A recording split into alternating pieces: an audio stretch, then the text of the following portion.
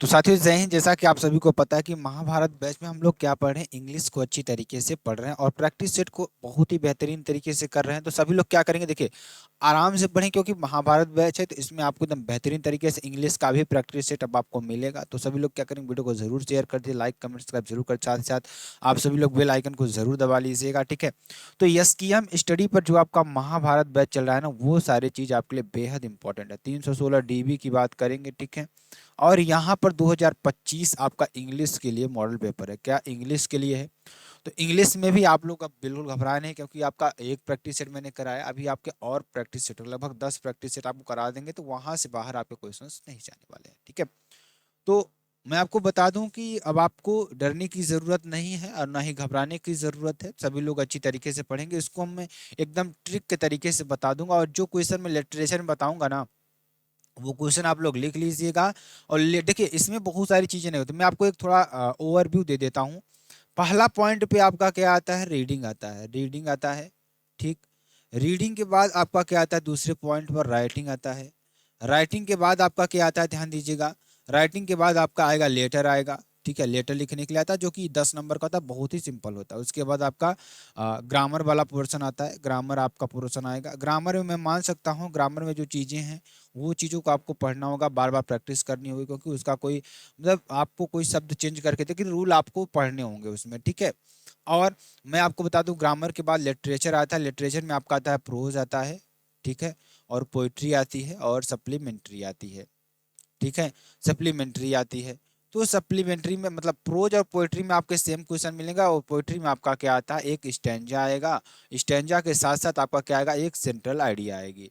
तो इतना आपका कुल मिलाकर पेपर है, तो इससे ज़्यादा आपको कुछ नहीं पढ़ना है। अब मैं देखिए, मैं आपको रीडिंग और राइटिंग और लिटरेचर वाला पार्ट एकदम फिक्स दूंगा, मतलब जो ग्रामर वाले पार्ट है ना, उसमें मैं जो क्वेश्चन करवा रहा हूँ आप उसी पैटर्न पर क्वेश्चंस को पढ़िएगा।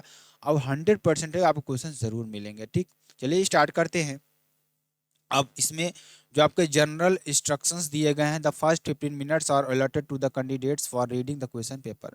शुरू के जो 15 मिनट हैं आपके लिए क्वेश्चन पेपर पढ़ने के लिए दिए गए हैं, और ऑल क्वेश्चंस आर कंपलसरी, सभी क्वेश्चंस को करना आपके लिए अनिवार्य होगा। क्या होगा, अनिवार्य होगा।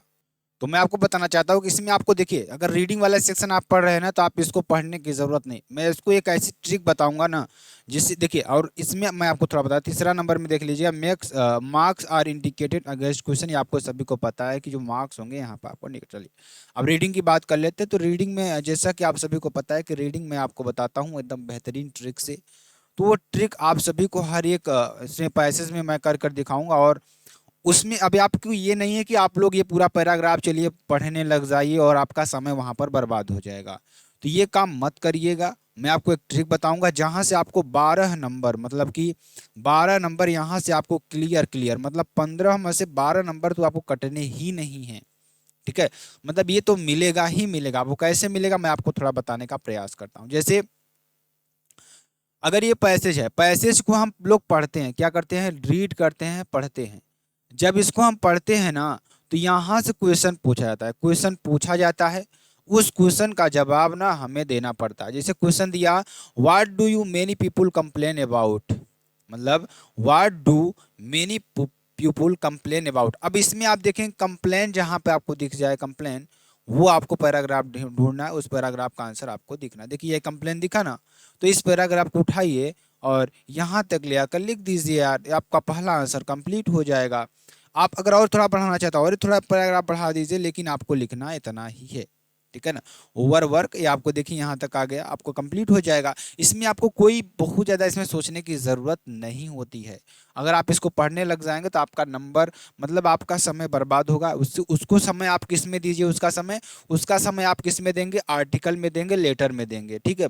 और इसमें आप अपना समय मत दीजिएगा ज़्यादा, ठीक। द ब्रेक डाउन इज, देखिए what is the cause of break down, मतलब ब्रेक डाउन का कारण क्या है। तो देखिए ब्रेक डाउन जहां आपको दिख जाए, ब्रेक डाउन देखिए, ब्रेक डाउन जहां पर दिख जाए, तो ब्रेक डाउन अगर आपको कहीं पर दिख जाएगा, देखिए ब्रेक डाउन यहाँ पर दिखा ना, देखिए ये आपको दिखा, तो आप यहाँ से उठाइए और इस पैराग्राफ को पूरा लिख दीजिए, आपका दूसरा नंबर आंसर कंप्लीट, ठीक है। तो इस तरीके से आप दूसरा भी कर दीजिएगा। तीसरा नंबर देखिए, तीसरा number, who will be able to retain his health. कौन होता है जो अपने हेल्थ को रिटेन कर लेता है? तो रिटेन आपको कहीं पर दिख जाए रिटेन, तो रिटेन आपको ध्यान दीजिएगा। अगर रिटेन की बात करें तो रिटेन आपको यहाँ पर कहीं पर जो दिख जाए ढूंढ लीजिएगा इसमें थोड़ा बहुत, तो वो आपको क्वेश्चन यहाँ पर कर देना है, ठीक है। तो यहाँ पर been with the other quickly, और अगर पढ़ेंगे यहाँ पे तो majority causes of more result of friction innocuous anxiety needless intuitive breakdown worker weather brain body beneficial health giving the study काम। अब इसमें आप देखिए रिटेन नहीं मिला तो कोई और शब्द इसमें से ढूंढिए, जैसे आपका आ गया एबल, एबल आ गया ना, तो एबल और हेल्थ कहीं पर दिख जाए तो हेल्थ का भी आप कर लीजिएगा, हेल्थ अगर कहीं पर दिख जाए, ठीक है। देखिए हेल्थ यहाँ पर दिखा, यहाँ पर दिखा, तो इसको आप उठाइएगा, यहाँ से लिख दीजिएगा, यहाँ तक आपका तीसरा नंबर कंप्लीट हो जाएगा। तो इस तरीके से आप कर देंगे, कोई दिक्कत आपको यहाँ पर नहीं दिख होनी चाहिए, ठीक है। चलिए, what is useful and health giving, मतलब हमारे हेल्थ के लिए क्या यूजफुल, देखिए वर्क वेदर एंड ब्रेन और बॉडी हमारे हेल्थ के लिए बहुत ही जरूरी, काम करना और वेदर मौसम का सही होना, हमारी दिमाग का सही होना, बॉडी का सही होता है, यूजफुल हेल्थ गिविंग, ठीक है ना, मतलब ये आपको होता है। Find the words from passage which mean the following, मतलब कि विच word in the passage means loss of health, मतलब लॉस ऑफ हेल्थ का मतलब क्या होता है, ब्रेकडाउन, मतलब क्या होता है ब्रेकडाउन, ठीक है, ये आप हो जाएगा। Which word in the passage opposite of curse, curse means क्या होता है, अभिशाप होता है, क्या होता है, अभिशाप होता है। अगर हम इसका क्या निकालेंगे, इसका हम क्या निकालेंगे, अगर इसका हम क्या निकालेंगे, अपोजिट निकालेंगे, जिसे आप इंटोनिम्स कहते हैं, उससे क्या हो जाएगा, बून, बून मीन्स क्या होता है, आशीर्वाद होता है। Right the adverb from of the world complete, तो इसका क्या हो जाएगा, कंप्लीटली आपका हो जाएगा। अब सेक्शन भी आपका क्या आता है, राइटिंग आता है। हमने आपको पहले वाले में मैंने कितना लगभग सात आपके आर्टिकल हमने लिखवाए हुए हैं, 7 आर्टिकल हमने आपको लिखवाया हुआ है। उसमें उसमें हमने सातों आर्टिकल का पूरा हिंदी बताया हुआ है। वहाँ पे अगर आप पहला आप वीडियो नहीं देखें तो ज़रूर जाकर पहला ज़रूर देख लीजिएगा, उसमें आपको इनमें से कोई कोई मिल जाएगा, ठीक है। देखिए प्राइस राइज अवर कंट्री, ये भी मैंने उसमें कराया हुआ है, और द प्रॉब्लम इन एम्प्लॉयमेंट, मतलब बेरोजगारी पर ही बताया। यहाँ पे necessity is the mother of invention, ठीक है ना, तो ये भी मैंने आपको वहां पर करा, मतलब सारे वहां पर 7 आप कर लेंगे तो कोई ना कोई जरूर आपको मिलेगा, ठीक है। जैसे इसमें necessity, necessity is the mother of invention, मतलब कि मतलब जो आवश्यकता है, आवश्यकता है इन्वेंशन की क्या है, माता है, ठीक है ना। मतलब कि जैसे आप किसी चीज की नेसेसरी होगी, आवश्यकता होगी, तो आप खोज करेंगे, तो वही कह रहा है कि necessity is the mother of invention. जो खोज की खोज की जन्मदाता कौन होती है, मतलब खोज की जन्म आवश्यकता ही खोज की जन्मदाता होती है। आप इस तरीके से लिख सकते हैं, आवश्यकता ही खोज की इसका हिंदी लिख सकते हैं, खोज की जन्मदाता है या जन्मदात्री है, ठीक है, जन्मदात्री है, ठीक। ये आप कर देंगे, बहुत ही इंपॉर्टेंट आपके लिए हो जाएगा, तो इसको आप जरूर कर लीजिएगा। इसका अगर आपको हिंदी चाहिए तो बताइए, मैं हिंदी आपको इसका बता देता हूँ आपको अच्छी तरीके से। अगर हम इसमें देखें तो इसमें क्या कहा गया है कि necessity is the mother of invention, मतलब आवश्यकता ही आविष्कार की जननी, इस तरीके से आप भी कर सकते हैं। जैसे इसमें हम पढ़ेंगे हिंदी, थोड़ा हम आपको बता देते हैं ताकि आपको एक थ्रू आउट मिल जाए कि आखिरकार इसमें हमें लिखना क्या है। जैसे आप किस चीज़ का आपको आवश्यकता है, ठीक है, किस चीज़ की आपको आवश्यकता है, आप उस पर क्या करेंगे, शोध करेंगे, रिसर्च करेंगे, उस चीज़ को मुझे चाहिए, ठीक है।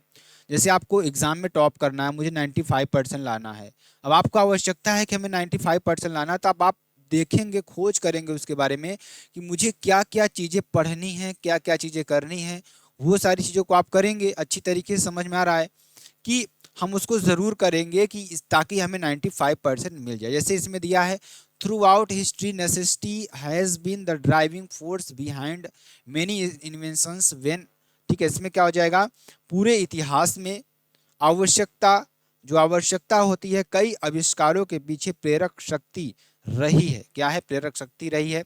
When faced with a problem और a need humans tend to come up with creative solutions, कहने का मतलब यहाँ पे क्या हो जाएगा, जब किसी समस्या या आवश्यकता का सामना करना पड़ता है तो लोग रचनात्मक समाधान के साथ सामने आते हैं, ठीक है ना। क्या आता है, जैसे कि कोई हमें चीज़ की आवश्यकता होती है या समस्या का सामना करना पड़ता है तो लोग क्या करते हैं, उसके सॉल्यूशंस की ओर जाते हैं। फॉर एग्जांपल, जैसे the inventions of wheel revolutionise क्या हो जाएगा, revolutionised transportations because people needed a more efficient way to move goods. कहने का मतलब में आपका हो जाएगा जो तो लोग रचनात्मक समाधान के साथ सामने आते हैं, जैसे उदाहरण के लिए पहिए के आविष्कार ने परिवहन में क्रांति ला दी क्योंकि उन्हें सामान ले जाने के लिए अधिक कुशल तरीके की आवश्यकता थी।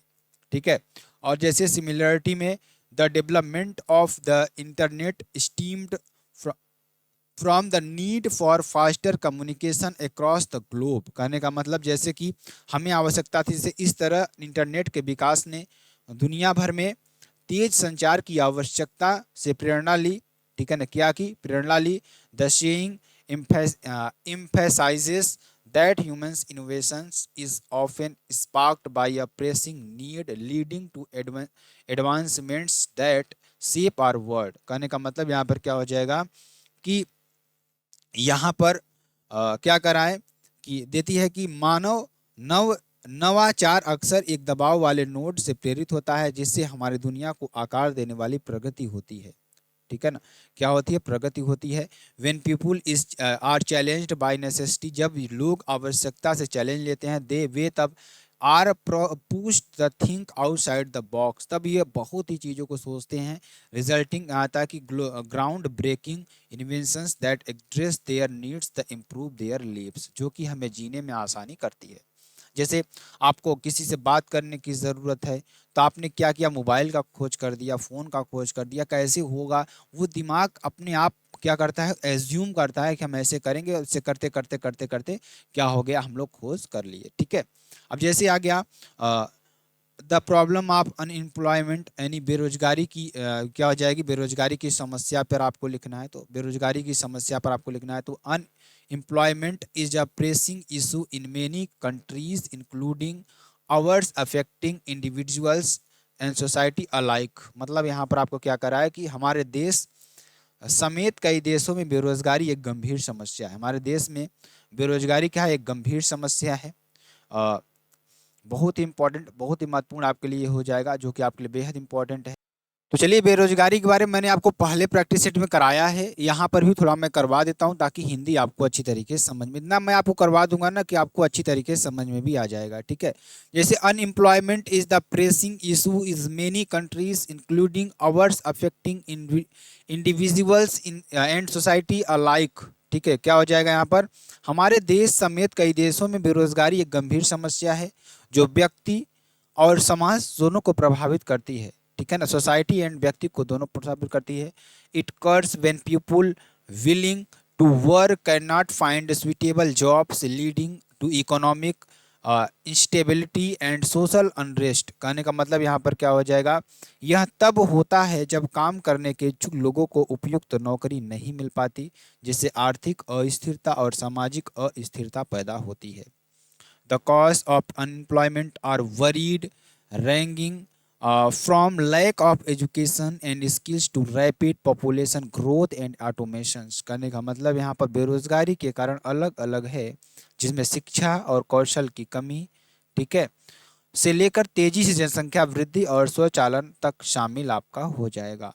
द इफेक्ट ऑफ अनएम्प्लॉयमेंट और सेवियर कहने का मतलब कि बेरोजगारी के दुष्परिणाम गंभीर हैं। Families struggle to meet basics needs leading to poverty and reduced quality of life. कहने का मतलब यहाँ पर आपका क्या हो जाएगा, परिवारों को शारीरिक ज़रूरतों को पूरा करने के लिए संघर्ष करना पड़ता है, जिससे गरीबी और जीवन की गुणवत्ता में कमी आती है।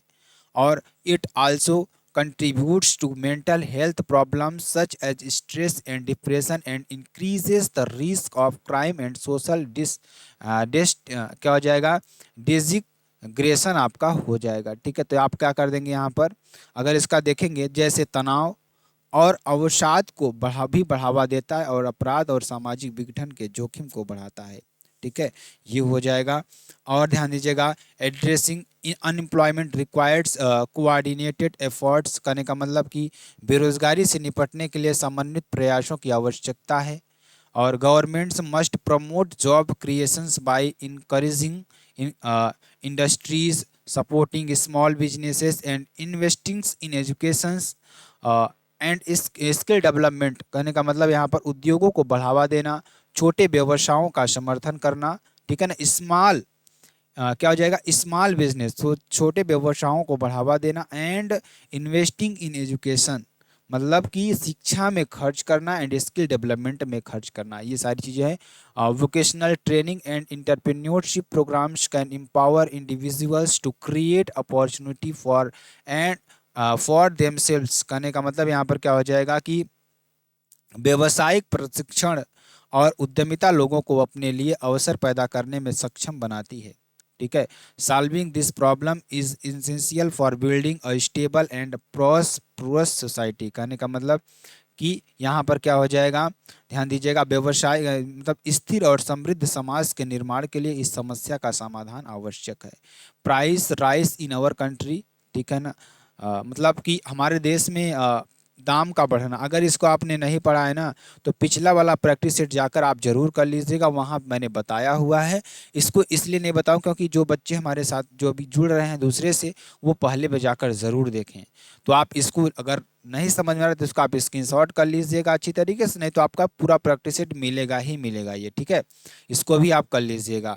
मैं इसलिए नहीं बता रहा हूँ क्योंकि आप पीछे जाएंगे ना, एक नंबर वाला भी देखिए साथियों, देखिए, क्योंकि अब आप यहाँ से यहाँ चले आएंगे तो आपको समझ में नहीं, क्योंकि उसमें मैंने बहुत ही एफर्ट लगाया हुआ है, ठीक है। चलिए, उसके बाद आता है, देखिए इसका भी मैंने करवाया था, write letter to the editor of newspaper. Newspaper में एक आर्टिकल छपवाएं, किस पर, frequent breakdown electric supply in locality, अपने एरिया में जो बिजली की जो सप्लाई हो रही है ना, वो ब्रेक डाउन हो रही है, उस पर आपको लिखना है। Write a letter to the divisional officer post office to open a new branch post office in your town, मतलब कि एक लेटर लिखिए किसको, डिविजनल ऑफिसर को, यानी पोस्ट ऑफिस में, to open new branch of post office in your town, मतलब अपने टाउन में एक नया पोस्ट ऑफिस खोलने के लिए डिविजनल ऑफिसर को एक लेटर लिखना है आपको। तो कैसे लिखना है, ध्यान दीजिएगा। आंसर में देखिए, letter to the editor about frequent electric supply breakdown, ये ऊपर वाला आपका हो जाएगा, ठीक है ना। ये मैंने करवाया भी है, मतलब कि इसके पहले वाले प्रैक्टिस सेट में करवाया, यहाँ पर भी मैं आपको करवा दे रहा हूँ, ठीक है ना। यहाँ पे लिखेंगे टू द एडिटर, यहाँ पे न्यूज़पेपर का नेम, न्यूज़पेपर एड्रेस, और यहाँ पर सिटी और जिप कोड आप डाल देंगे अपना, जो भी कोड आपका, जैसे आपका एरिया कोई कोड होगा, ठीक है। तो ये आपका लिखना ज़रूरी नहीं है, मतलब कि आप यहाँ पर डेट डाल दीजिए, बस आपका यहाँ पर कंप्लीट हो जाएगा। मतलब ये न्यूज़पेपर का एड्रेस, ये आपका एड्रेस आपका डाल देना है, ठीक है।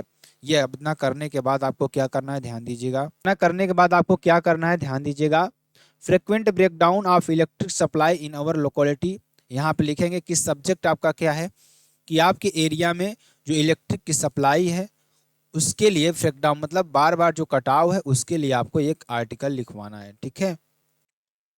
तो यहाँ पर ध्यान दीजिएगा, आप सभी लोग ध्यान दीजिएगा, बहुत ही इंपॉर्टेंट, बहुत ही महत्वपूर्ण है। क्या महत्वपूर्ण है, बाप के लिए बेहद इंपॉर्टेंट है। क्या है कि यहाँ पर देखिए, ध्यान दीजिएगा, मतलब आपको न्यूज़पेपर में लिखवाना है, क्या लिखवाना है, कि आपकी जो एरिया है उसमें इलेक्ट्रिसिटी की सप्लाई मतलब कि बार बार ब्रेकडाउन हो रही है। तो यहाँ पे आप क्या लिखेंगे, प्रोफार्मा बनाइएगा, यहाँ पे एडिटर लिख दीजिएगा, और यहाँ पर एडिटर का एड्रेस, और यहाँ पर अपना एड्रेस डाल दीजिएगा। देखिए आपका सब्जेक्ट में क्या रहेगा, सब्जेक्ट आपका रहेगा frequent breakdown of electric supply in our locality, मतलब कि जो ब्रेकडाउन है इलेक्ट्रिक सप्लाई की वो आपके एरिया में बहुत ज़्यादा हो रही है, ठीक है ना। जैसे यहाँ पे आप लिखेंगे डियर सर या मैडम, प्रोफार्मा आपका यही रहेगा, लिखना आपको ऐसे ही है। अगर आप 10 से 15 सेंटेंस बना सकते हैं ना, तो आप आसानी से इसको लिख दीजिएगा, जरूर नहीं आप यही लिखिए, मैं आपको समझाने के लिए बता दे रहा हूँ, आप ये चीज़ें लिख सकते हैं, ठीक है। तो I am writing to express, इस तरीके से लिखेंगे, I am writing to express my concerns over the frequent breakdown electric supply of our locality, मतलब कि मैं आपको यहाँ बताना चाहता हूँ कि हमारे एरिया में जो लाइट की ब्रेकडाउंस है ना लोकेलिटी में, वो बहुत ज़्यादा है। These disruptions have become a daily occurrence causing significant inconvenience to the residents student, मतलब कि यहाँ पर क्या हो जाएगा कि जिससे कि बहुत सारी परेशानियों का सामना करना पड़ रहा है। Students are unable to study, जो स्टूडेंट हैं वो पढ़ने में असमर्थ हैं, और and businesses are suffering losses due to irregular power supply, जो बिजनेसमैन हैं वो पावर सप्लाई से क्या हो रहे हैं, मतलब पावर सप्लाई के बिना उनके लॉसेस हो रहे हैं। Despite numerous complaints the concerned authorities no permanent solution has been provided, मतलब कि यह बहुत बार बताया गया, कंप्लेंट किया गया, लेकिन कोई परमानेंट इसका सोल्यूशन नहीं दिया गया। ठीक है, ये आप कर दीजिएगा। तो इसको लिखने के बाद ध्यान दीजिएगा, I urge to you highlight the issue, मतलब आपसे आग्रह करता हूं कि इस इशू को, इस समस्या को हाईलाइट करिए your esteemed newspaper, so that, मतलब अपने न्यूज़पेपर में, सो दैट, ताकि it catches the attention of the relevant authorities, मतलब कि जो इससे रिलेवेंट अथॉरिटीज है वो इसको पकड़ सके, मतलब इसको देख सकें, and prompt action is taken resolve this matter, मतलब इस मैटर को सॉल्व कर सकें। Thank you for your attention to the passing issue, मतलब आपका बहुत बहुत धन्यवाद इस अटेंशन को लेने के लिए। योर सिंसियरली, आपका नाम यहाँ पे अपना डाल दीजिएगा। ठीक है, उसके बाद आता है आपका डिविजनल ऑफिसर को एक लिखना है पोस्ट, इसको मैंने बताया। ठीक है ना, देखिए आपको यहाँ पर लिखना क्या है, डिवीजनल ऑफिस का यहाँ पर क्या बना देना है, आपको एड्रेस डाल देना है, और यहाँ पर नाम, एड्रेस और फ़ोन नंबर डाल देना है। ठीक है, इतना आप कर लेंगे, कोई दिक्कत आपको नहीं होनी चाहिए इतने में। उसके बाद सब्जेक्ट, सब्जेक्ट आप क्या डालेंगे, जो आपका ऊपर पूछा गया, request for opening a new post office branch in your locality, मतलब कि आपको आग्रह करना है, अनुरोध करना है किसके लिए, न्यू पोस्ट ऑफिस ब्रांच के लिए अपने जिले में।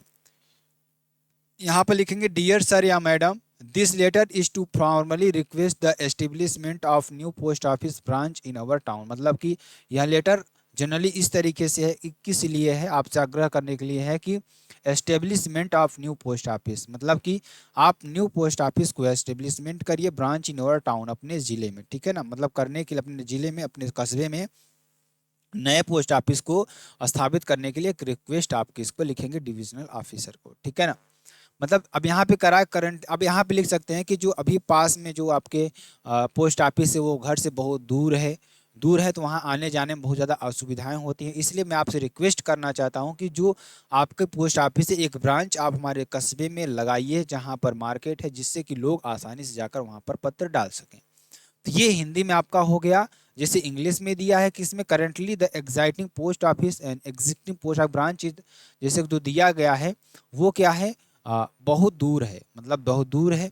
This makes the inconvenient for residents, मतलब particularly elderly those with limited mobility to access postal services, मतलब इसलिए क्या करते हैं, जो हमारे यहाँ के लोग हैं वो पोस्ट ऑफिस में बहुत कम जाते हैं। ठीक है ना, इसलिए मैं आपसे कहना चाहता हूँ, any proposed new branch ideally located, मतलब कि आपसे कहना चाहता हूँ कि आप क्या करिए, जो पोस्ट ऑफिस है हमारे नियर एरिया में, मतलब जो हमारे नियर द मार्केट एरिया है वहाँ पर एस्टैब्लिश करिए, would significantly improve the accessibility of postal service community, मतलब कि जिससे कि हम लोगों को जाने में, हमारे गांव कस्बों में लोगों को जाने में आसानी हो। ठीक है ना, ये आप लिख सकते हैं, thank you for your time and attention this matter. ठीक है, सिंसियरली आप डालिए your signature, your type and name, आपको ग्रामर में देखिए, अब आपका आ जाता है ग्रामर। ठीक है, choose the correct option the answer the following questions, आपका 10 नंबर का आएगा। ठीक है, one who looks at the dark side of things is called, क्या कहते हैं, पेसिमिस्ट कहलाता है, क्या कहलाता है, पेसिमिस्ट कहलाता है। ठीक है, तो ये आपके लिए बहुत इंपॉर्टेंट, बहुत ही महत्वपूर्ण हो जाएगा। ठीक है ना, और the phrase pick holes in means find fault with, क्या हो जाएगा, फाइंड फॉल्ट विद आपका हो जाएगा, क्या हो जाएगा, फाइंड फॉल्ट विद इसका। द सिनोनिम्स ऑफ सेवियर का सिनोनिम्स क्या हो जाएगा, एक्यूट आपका हो जाएगा। ठीक है, he is a member of an union, इसका मतलब क्या हो जाएगा, देखिए यहाँ पर above sentence is an error, तो एन में आपका एरर हो जाएगा, अ यूनियन होगा। ठीक है, the antonym of modern, antonym, modern का एंटोनिम क्या होगा, एंशियंट, मतलब मॉडर्न मीन्स क्या होता है, नया होता है, एंशियंट मीन्स क्या होता है, पुराना होता है। Change any one of the following in direct speech में आपको चेंज करना है। देखिए, ही सेड टू मी, उसने मुझसे कहा, please give me your book for 2 days। अब देखिए यहाँ पर प्लीज आ गया ना, तो रिक्वेस्ट कर रहा है, तो he requested me to give him my book for 2 days। ठीक है, ये आपका हो जाएगा। दे सेड टू अस, ये उससे कहें, why are you not playing, आप क्यों नहीं खेल रहे हो, तो क्या हो जाएगा, दे आस्क्ड अस, वे मुझसे कहे कि why we were not playing.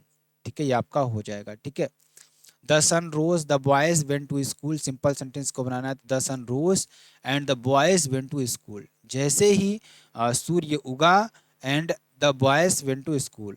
ठीक है ना, जैसे सूर्यमुखी, सन रोज मतलब कि यहाँ पर सूर्यमुखी कह सकते हैं, ठीक है ना। And boys went to school, ठीक है ना। ही इज पुअर, वह गरीब है। ही इज नॉट डिसऑनेस्ट, वह ईमानदार नहीं। तो कंप्लेन सेंटेंस बनाना है तो आल्दो यद्यपि ही इज पुअर, वह गरीब है, ही इज नॉट डिसऑनेस्ट, ठीक है। Change any one of the following as directed, किसी को चेंज करना है। Besides making a promise you kept it, compound sentence आपका यहाँ पर हो जाएगा, क्या हो जाएगा, you made a promise and you kept it, ठीक है। आप इसको इस तरीके से बना देंगे। Did you not write a letter, इसका पैसिव डिग्री बनाना है तो was a letter not written by you, ठीक है। इस तरीके से correct any one of the following sentences.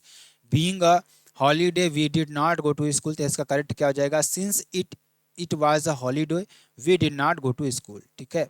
If he will come I shall teach him, तो इफ ही कम जैसे वहाँ आएगा आई शैल टीच हिम, ठीक है ना। आगे चलेंगे, देखिए एक्सेस और एक्सेस का, देखिए एक एक्सेस मीन्स कहता है पहुंचना होता है, एक एक्सेस मीन्स अधिकता होता है, मतलब बहुत ज़्यादा हो गया। एक करियर का मीन्स क्या होता है, करियर होता है। एक करियर का मीन्स कहता है वाहक होता है, ठीक है। जैसे कि आपके पीछे करियर में करियर लगा होता है, ठीक है ना। इसके सेंटेंस आप बना सकते हैं। एक्सेस मीन्स क्या होता है, पहुंच होता है। You need password to gain access to the online portal. Access का मतलब eating the excess can lead to health problem. एक करियर का मतलब she has built successful career in law. एक करियर का मतलब the package was delivered by the reliable carrier आपका हो जाएगा। देखिए यहाँ पर प्राचीन काल में विक्रमादित्य नाम का एक राजा इस देश में राज्य करता था। तो an ancient times a king named Vikramaditya ruled the country, ठीक है। वह बड़ा न्यायी राजा था, तो he was a very just king, ठीक है ना। और यहाँ पर क्या करेंगे, आज भी लोग उसके न्याय की प्रशंसा करते हैं। तो even today people praise his justice. एक दिन कुछ लड़के एक गांव के पास एक जंगल में खेल रहे थे। तो one day some boys were playing in a forest near a village. यहाँ पे क्या हो जाएगा, उसके बाद वहाँ उन्होंने एक मिट्टी का ढेर देखा जो पत्थर से ढका था। देयर वाज अ सॉ heap of earth covered with stones, ठीक है। और उसने में उस उनमें से एक लड़का उस पत्थर पर बैठ गया। तो one of the boys set down that stone, he set, उसने कहा, उसने अपने साथियों से कहा कि हीज कंपोनेंट्स, मतलब ही सेट कहा कि टू दिस कंपेनियंस, तुम लोग अपने मुकदमे मेरे पास लाओ। You appeal being your cases to me, मेरे पास लाओ। आई विल डू जस्टिस, मैं न्याय करूंगा, ठीक है। अब लिटरेचर में ध्यान दीजिएगा। अगर प्रोज की मैं बात करूं, प्रोज की मैं बात करूं तो इसमें आपके दो चार क्वेश्चन दिए रहेंगे आपके शॉर्ट टाइप वाले, जिसमें आपको दो क्वेश्चन करना होगा। एक लॉन्ग टाइप का क्वेश्चन करना होगा जिसमें आपको 7 नंबर मिलेगा, इसमें आपको 8 नंबर मिलेगा, ठीक है। Why did pedlar consider the world as a rough trip, मतलब जो पैडलर था उसने कैसे कहा कि जो पूरा संसार है वो एक चूहेदानी के समान है, क्यों कहा उसने। जो फेरी वाला था, पैडलर जिसे आप कहते हैं, उसने ऐसा क्यों कहा कि जो संसार एक चूहेदानी के समान है। The peddler considered the world as rat trap because, क्योंकि ही बिलीव्ड दैट, वह विश्वास करता है कि the world offers riches a joy like bait which trap people in materialistic desires leading to their eventual downfall much like a rat getting trapped, ठीक है ना। आपका ये हो जाएगा। Why did MML say about the language its importance? MML जो थी वो इस भाषा के बारे में क्या बताते हैं और इसकी इंपॉर्टेंस के बारे में क्या बताते हैं। तो MML the protagonist of the lost lessons emphasizes the importance of language in his final class, ठीक है। ये आपका हो जाएगा।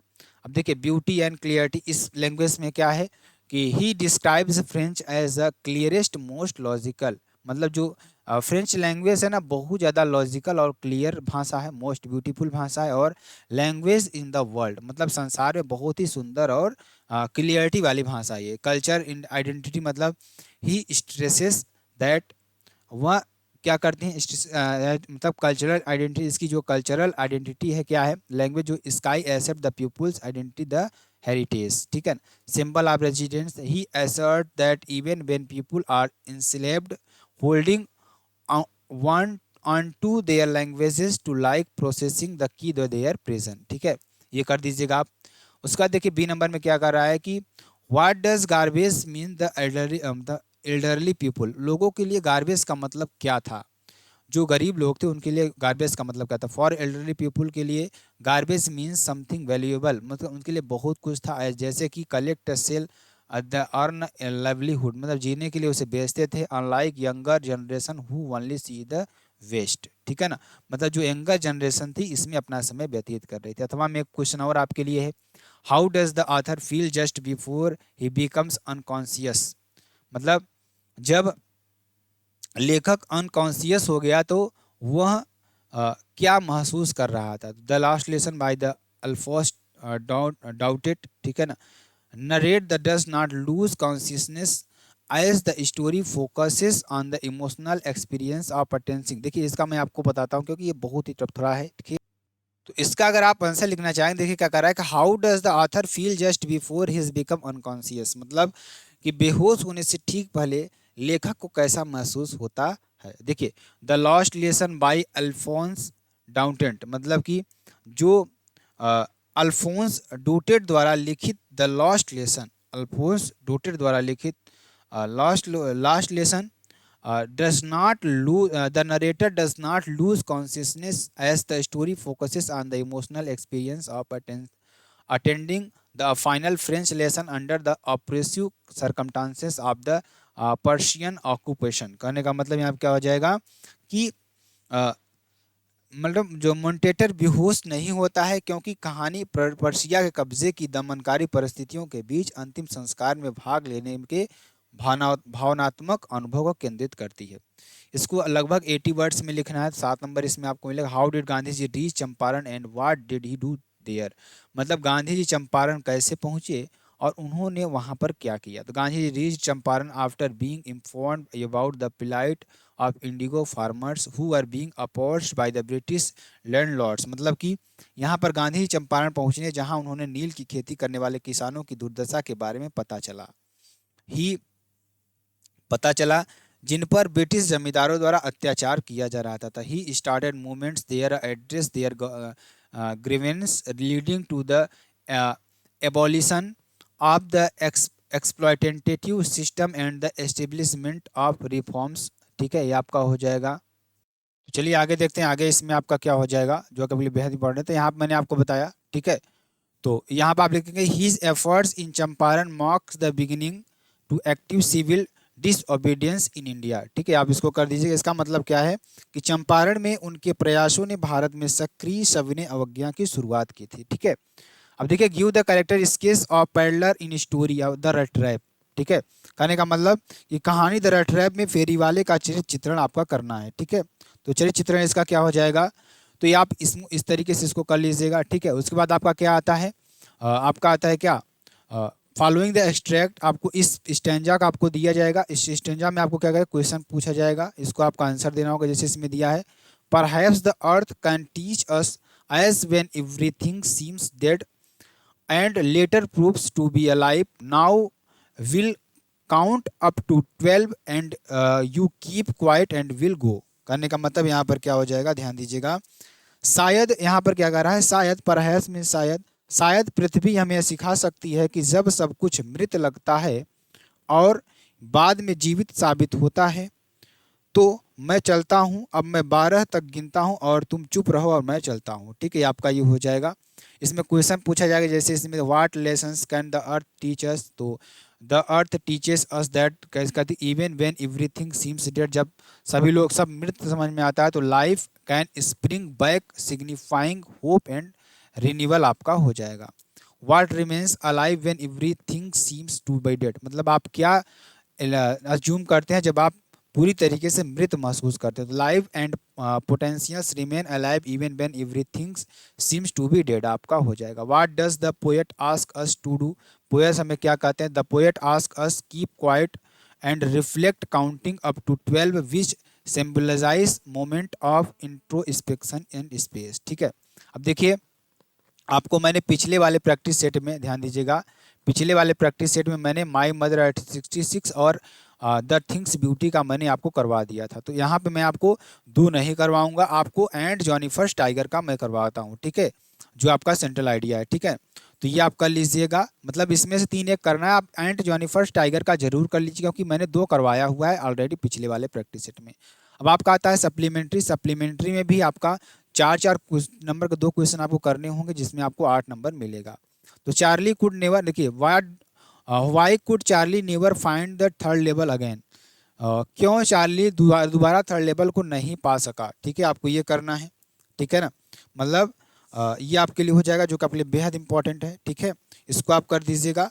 इसमें क्या कर रहा है ध्यान दीजिएगा, मैं आपको थोड़ा बताने का प्रयास करूंगा इसमें, जो कि आपके लिए बेहद इंपॉर्टेंट और बेहद ही महत्वपूर्ण है। तो इसमें देखिए क्या कर रहा है कि Y could Charlie never find the third level again, मतलब कि जो चार्ली है ना, चार्ली जो है वो कभी भी तीसरा स्थल क्यों नहीं पा सका। ठीक है, तो ये आपको करना है। इसमें क्या कर रहा है कि Charlie could never find the third level again because it was अ क्या हो जाएगा, figment of his imagination, a way for him escape the stress and pressure of modern life. कहने का मतलब कि चार्ली कभी भी तीसरे स्तर को फिर से नहीं पा सका क्योंकि वह उसकी कल्पना का प्रतीक था, आधुनिक जीवन के तनाव और दबाव से बचने का एक तरीका था। It represented his desire to find peace and simplicity in a world that no longer excited. मतलब कहने का मतलब यहाँ पर क्या हो जाएगा कि यह उस दुनिया में शांति और सादगी खोजने की इच्छा का प्रतिनिधित्व करता जो अब अस्तित्व में नहीं है। Why did maharaja starting hunting tiger, maharaja ने टाइगर का शिकार करना क्यों शुरू किया। या आप एक question, what was the chief aim of the students on ice program, इसको आप कर दीजिएगा। ठीक है ना, तमाम क्वेश्चन क्या पूछेगा, why was Sadao sent to Antarctica, ये आप कर दीजिएगा। क्वेश्चन सारे आप लिख लीजिएगा, आप अच्छी तरीके से इसका सोल्यूशन जरूर कर लीजिएगा।